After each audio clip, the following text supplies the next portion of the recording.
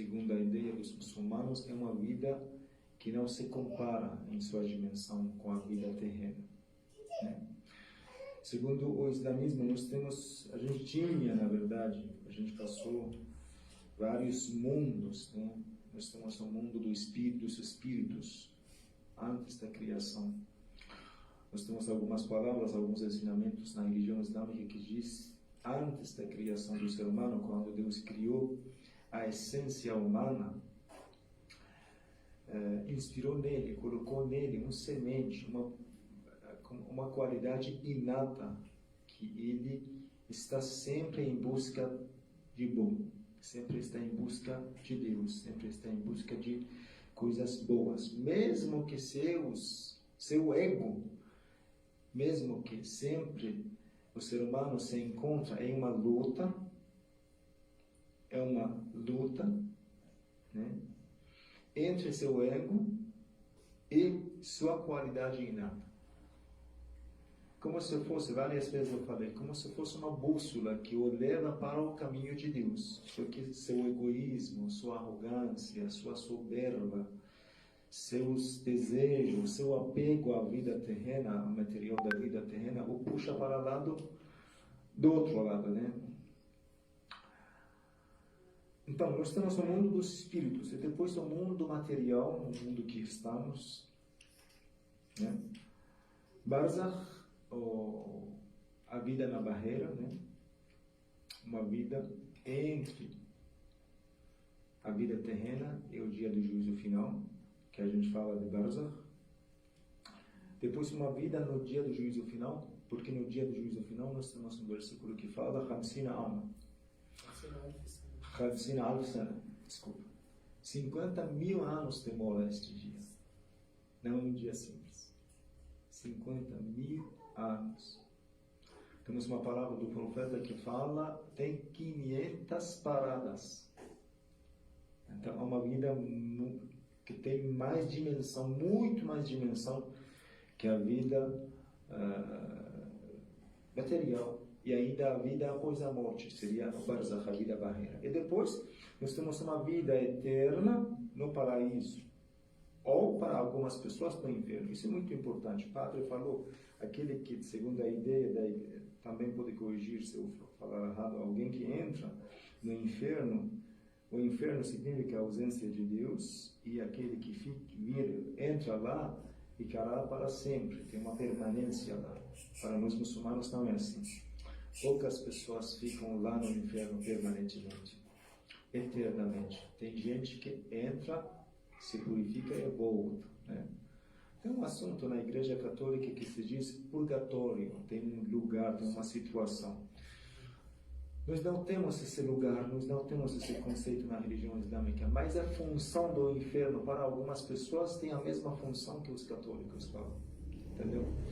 Então, tem um lugar de purificação. Parece o ser humano, vamos falar assim, parece o ser humano, quando comete um pecado, como um ferro que tem ferragem, né? Ferroagem, como fala? Tem que limpar. Ferrugem. Tem que limpar, né? E às vezes você tem que esquentar bastante, queimar. Parece que o ser humano é capaz de ser assim, tão corrompido pela sua perversidade, né? Pode ser tão corrompido, mas a purificação dessa corrupção seria o quê? O fogo. Onde? No inferno. É doloroso, sim. É um castigo, sim. É um sofrimento máximo, sim. Só que não é eterno para todo mundo. Isso também o padre pode explicar, né? Temos dois exemplos.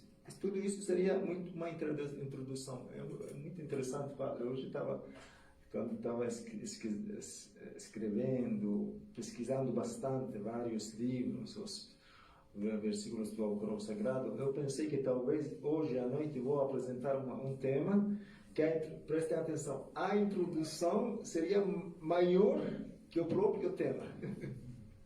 Porque a religião, isso sabe, meu irmão, porque a religião islâmica é uma religião meio desconhecida uma religião meio desconhecida na religião nesse país, no Brasil. Por isso a gente tem que deixar uma introdução para a gente entrar depois no assunto. Temos uma palavra do profeta Muhammad, que a paz de Deus esteja com ele, que explicou para nós o que é a vida eterna, o que é a vida após a morte. Temos 2 exemplos. Tem diversos exemplos, mas esses 2 exemplos são mais interessantes que eu escolhi. Várias vezes falei para meus amigos. Em primeiro lugar, a vida, a comparação que existe entre a vida terrena e a vida eterna, existe a mesma comparação que existe entre a vida do feto, no ventre do mãe, e a vida material. Como é a vida de um feto em comparação da vida material? Se você pegar o feto, vamos supor, um feto é um ser muito inteligente, dentro da sua situação, dentro da sua condição, no ventre da mãe. Recebe, sem fazer nada, recebe seu alimento, cresce, tem alguns movimentos, tem alguns sentimentos muito fracos, não tem visão, tem audição muito fraca, né? Ele entende o sentimento do amor da sua mãe, né? Tem coisas bem, nível muito baixo. Vamos supor, tem um feto muito inteligente. Mesmo que o sentimento dele em comparação da vida terrena é muito fraco, mas no seu nível, o máximo. Se a gente falar para aquele feto, por favor, explique para nós o que é o mar, o que é uma floresta, o que é uma estrela, o que, não sei. Conta para nós sobre as cores. Conta para nós sobre o sabor das comidas, das bebidas. Um tempo agradável. Não sabe responder nada. Nós temos a mesma situação em comparação da vida eterna. Por exemplo, quando nós encontramos no Alcorão Sagrado, leite no paraíso, tem rio de leite, que não corrompe, né? Também muito Qaira'asan fala no Alcorão Sagrado, tem leite, rio de leite que não corrompe. Coalhada. É leite, depois mais uma coisa. Não é, tem somente talvez a única coisa que é compartilhada entre esse leite e o leite que os crentes vão beber no paraíso é o nome. A gente não sabe descrever mais que isso. Por exemplo, tem casamento lá no paraíso, né? Tem intimidade, né? Mas não tem como descrever isso. Tem Ridwanun min Allah. O que é Ridwan min Allah? Se encontrar na satisfação de Deus, a complacência de Deus. Então é assim? Quando você ora em um tempo muito bom, agradável, antes de nascer o sol, você tem um sentimento espiritual muito forte, né? Você compara esse sentimento tão profundo nesse mundo material com a espiritualidade que você se encontra ao encontrar com Deus, ao encontrar com a grande, a vasta misericórdia de Deus. Quando nós falamos na presença de Deus, se encontrar com Deus, Deus não é físico, não é materializado, não é limitado. Isso tem todos esses versículos, todas as coisas que nós falamos, nós temos que interpretar de uma forma figurada. Não tem um sentido direto, literal, né? É uma forma ilustrativa, figurativa, né? E todos que nós temos no paraíso e no inferno. Ao contrário, nós temos o quê?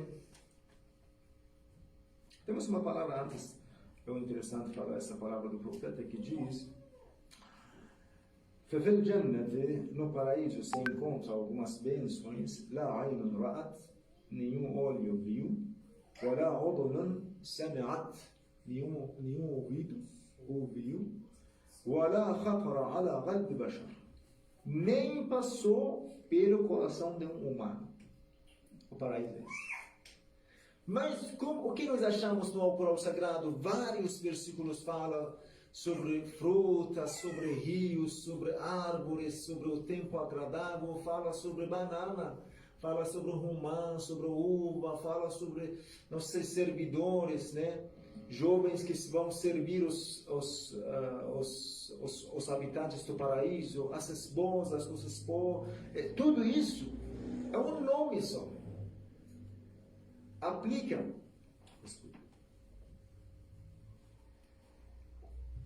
a mesma comparação que eu falei no começo, né?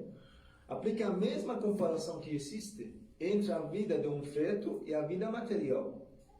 A dimensão da vida de um feto na ventre da mãe, a dimensão da vida de um ser humano no mundo material. Olha, essa palavra é muito profunda. Se você não tocar nessa introdução, você não vai entender o que é paraíso, o que é o inferno. Da mesma forma, nós podemos falar o que é sobre o inferno.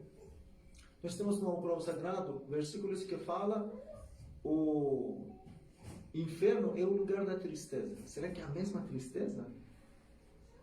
A gente perde R$1 milhão, ficamos muito tristes, muito preocupados. A mesma preocupação? A mesma tristeza? Não. Muito mais profundo, muito mais doloroso, muito mais sofrimento, muito. Sentimento de saudade, de arrependimento. Por que eu fiz isso? Esse sentimento de arrependimento que nós temos agora no mundo material, compara com outro mundo, compartilhando somente o conceito, somente o termo. Temos uma palavra do profeta que fala: qualquer um que se encontra no dia do juízo final está em espera, está na fila para se encontrar diante de Deus, o tribunal divino. Todos estão chorando.